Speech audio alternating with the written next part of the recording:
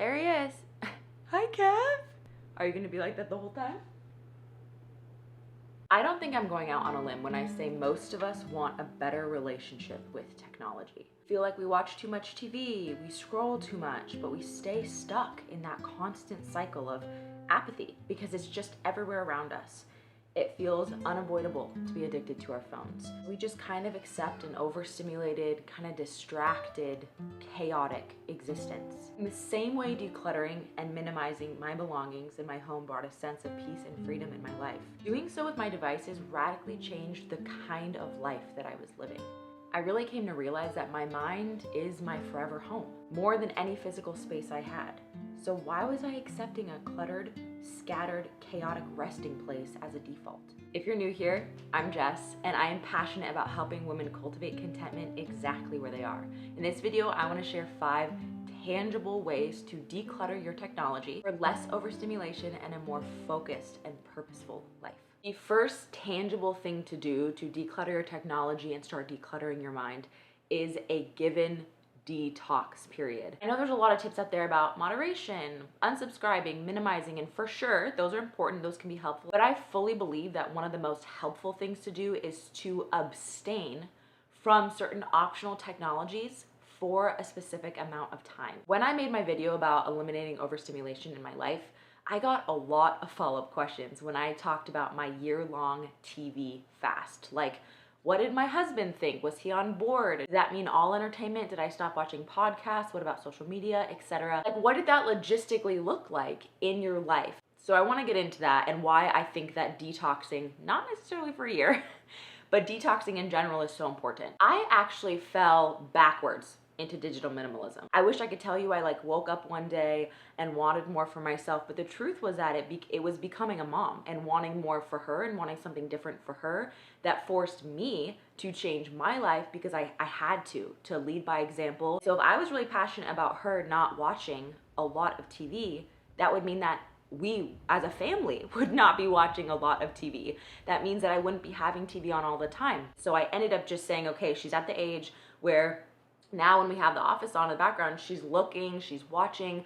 And my husband and I had already talked about what we wanted for her. And this was a big question because a lot of you were like, okay, you wanted to do this, but what about your husband? Was he annoyed that you guys weren't watching TV together anymore? He understood why we were doing what we were doing. That doesn't mean it was easy for him, but as a family, we made the priority to when she was around, she was not going to be watching TV. Naturally, because we didn't want to watch TV around her, it cut my TV intake by like 75% already, I'm gonna be honest. Doing that just for a week, I was like, wow, my brain feels less cluttered. I feel like I have more time to kind of pursue other interests. And I remember thinking, wonder what would happen if I just did a year where I just as an experiment. This is an insight to my personality, okay? Once we stopped watching TV as a family, and it became something that I had to choose to do alone, I didn't want to put on Gilmore Girls at night.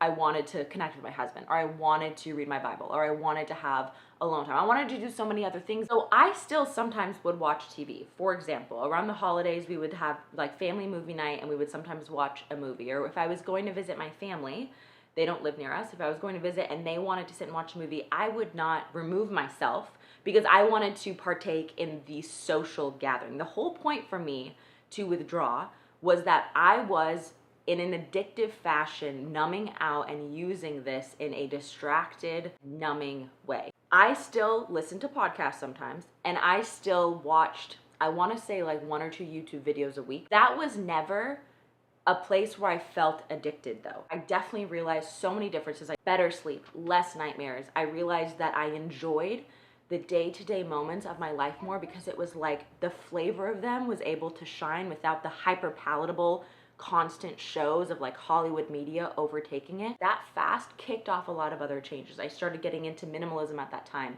I got off social media about halfway through my TV fast because I was realizing how much more life I was living when I was spending less time on my screens, and it really inspired a lot of other changes. All that to say, for me, my journey was this kind of long, unwinding, detoxing bit by bit. Something I love in the book Digital Minimalism by Cal Newport, he outlines a 30-day optional media detox where instead of doing a really long one with something specific, you eliminate all optional media for 30 days. This means social media, this means TV, certain apps that you use that are not like critical to your safety or work. I think it is a lot easier to swallow for people, but the reason why I advocate for a given detox period is because you have to have that withdrawal to establish a new baseline. And this does not mean that everyone is going to end up never watching TV or everyone is going to end up never being on social media. The point is that you remove it so you have this space to think, you have this space to prioritize, you have this space to step back and say, is this contributing to the kind of life that I want? Sometimes you will find that this thing that you assumed was necessary, that you should just have, is actually not necessary at all. I would encourage you to take out a journal, to write down how you're feeling in this experience, what you're noticing, and then to spend some time kind of ironing out what your values are in your life. Like what you want if you're a mom. What do you want motherhood to look like? How do you want to feel as you go through your days? What are the highest values of your family that are very important to you that your life reflects? That way, when your detox time is over, you have a sounding board to line up each app. Line it up and ask yourself if how you are engaging with it is in line with your values. Maybe getting it off of your phone is what's needed and only being able to access certain things on a desktop. Be intentional with whatever you choose. Never feel like you just haphazardly are sitting with this technology. You will not be using it, it will be using you. And that is not the relationship we want to have with our technology, especially things like social media and TV and entertainment. The second tip that is so important, and it kind of goes hand in hand with while you're doing the detox, is to cultivate non-technology based hobbies. I read a book called M is for Mama. She said it's not just about like this controlling the screen time for her kids. It's that she wants to show her kids that there is infinitely more life and fun and amazing things to be had away from that screen. I think that there's two kind of motivations here. There's avoidant, where you're just avoiding something negative. We have so many statistics, we have so many conversations, we have books galore about how our relationships with screens as a society is really debilitating, especially the younger generation. We know the negatives, but it's not just about avoiding the negatives. It's about going towards the positive, wanting to teach my daughter that, hey, it's not just that like living on screens or like being addicted to this or that's not going to fulfill you. It's that it doesn't even come close to what real life has for you with all of its joys and with all of its difficult things. It's real, it's complex. This is what we were designed for. If I wanted to teach that to her, which I do, then I have to model that. I have to have that kind of relationship with my life. And the truth was that up until I became a mom, I was not good at having fun. I was not good at cultivating real life. I was an escapist. I escaped to technology. I would even escape in novels. I would escape any chance I got. But if you don't cultivate real life, you can't detect what's fake and what's real. I'm coming to you from a screen, so like please hear me when I say I do not think that technology is bad. It's like an appetizer, okay? It serves a purpose. It can be good. It enhances a meal. Like I learned things on YouTube. I love listening to certain podcasts.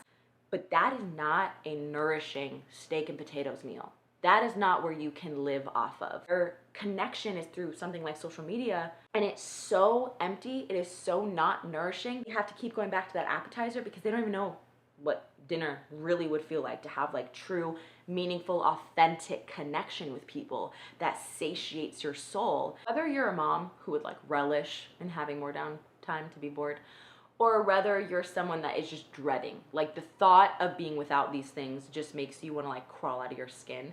I think it's really important to point out that the scrolling and the numbing out, it's not true rest. It is a lie that we think that it is restful. This doesn't mean that it's never great to like watch a movie. I love family movie nights, like when you're intentionally choosing to imbibe and it's not your base state, your constant like addicted state, it can be really beautiful. But a lot of us fall into the trap of thinking like we're so overwhelmed, it's all we can do, so we just kind of numb out and we scroll. Do you feel more rejuvenated after imbibing in these things? If you're anything like me, the answer is a complete no. My husband and I have been able to find a balance that works for us right now. We do watch television. We watch a show once a week as a part of our Sabbath. It's a show we love. My whole family loves it. It's like a farm show. It's an appetizer. It can be beautiful to your life, but living on it, will leave you undernourished and unsatisfied. Another tangible tip I want to share that was very helpful to me is to listen and contemplate. Brendan Manning wrote one of my favorite books. It's called Abba's Child.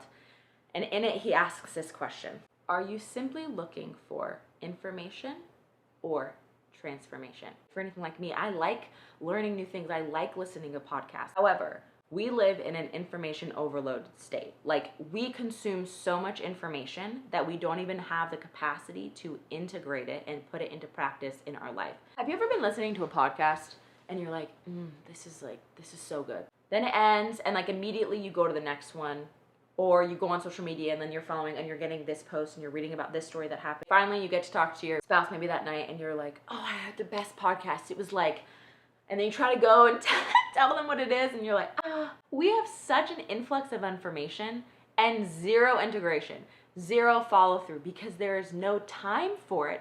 Because by the time we're finished consuming this, we're on to the next thing. I would listen to podcasts. And when it was done, I would turn my phone off. I would think about it. I'd pray about it. I would even sometimes like write notes about it so I could send them to my husband. What this did for me was that naturally I consumed less, because I basically had a rule. It was like, if I'm gonna consume something, I give it an equal amount of time to chew and contemplate it, which means I was consuming a lot less stuff. I wasn't just jumping from thing to thing. But another beautiful thing that I found was that what I was actually consuming was higher quality, because I was a lot more picky about it, and it was genuinely producing change in my life, which is kind of the hope. It's the hope that I even do making these videos, is that what I'm making, you would contemplate, you would chew on, and then it would produce change in your life, hopefully for the better. I think that should follow in our heart posture when we're receiving information is, am I looking to simply consume this information, or am I actually looking for transformation? It makes me feel so much less scattered, but allows me to walk that line where I do like intaking information. I do like learning and following certain inspiring people that are a blessing to me. Like, I want to still engage with those, but I also don't want to be caught in this like information from a fire hose level. My fourth tip is to replace your phone with a book.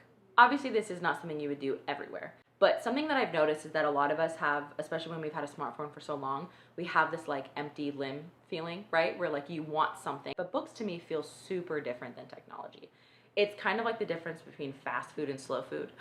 You have to engage with it in a slow way, right? There's not a million tabs that you could go over. It's like you're reading this one book about this one thing. You know, when I go outside to play with her, it's really tempting to be like, let me grab my phone. I grab my book. And I feel like it helps with that need to grab something and to have something. It allows you to kind of slow that information consumption, to slow that entertainment to something that's a little bit more gentle, but still makes you feel like you have something to engage your mind. Number 5, curate your information sources wisely. I fell prey to the idea that if like a social media account I was following, they were making really good points, they were like arguably helpful for me, that like I should be following them. It's reason enough to follow. And I got into this a lot with like parenting accounts, child psychology accounts, or like respectful parenting, like reels and tips around like, oh, if your child does this, like don't say that, say that, or like here's how to deal with this instance. Taken alone, when you're just looking at this one creator and this one post, might be helpful, but you have to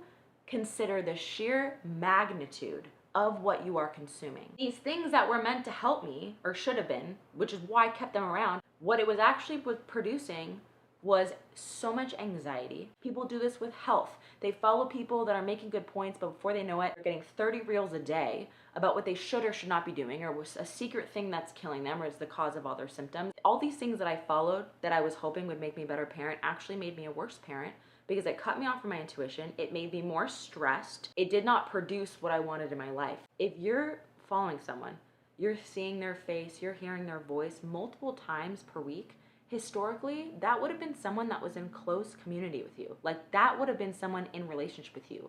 But now we have hundreds of people. As a parent, could you walk into a room with 30 people giving you advice on how you're parenting? If that was actually the case, if you were doing that in a real room, you'd be like, every mom their head would explode. But we're doing it online. It could be 30 of like the best, most qualified professionals, wonderful moms. I can't take that. And I don't think there's anything to be ashamed about that. Being extremely picky about who we are letting into our lives, because that's essentially what we're doing when we are consuming someone's content. We're following someone, you're watching a video. How can we cultivate the kind of peace and joy and stillness in our life that allows us to live a life of purpose in line with our values. Sometimes it takes taking a step back and questioning what is normal, assumed things I'm supposed to be doing or having or engaging in, and creating the life that is in line with your convictions. It's been a long process for me. I'm still walking on it. I do not think that you ever arrive, but I do think that bringing intentionality to our relationship with media and technology is something that all of us could benefit from. I make videos on minimalism, slow living, intentional motherhood. I hope you enjoyed this video. Take some time, chew on it, and I will see you next week. Or not, if you're detoxing. Have a great detox. Maybe I'll see you, maybe I won't.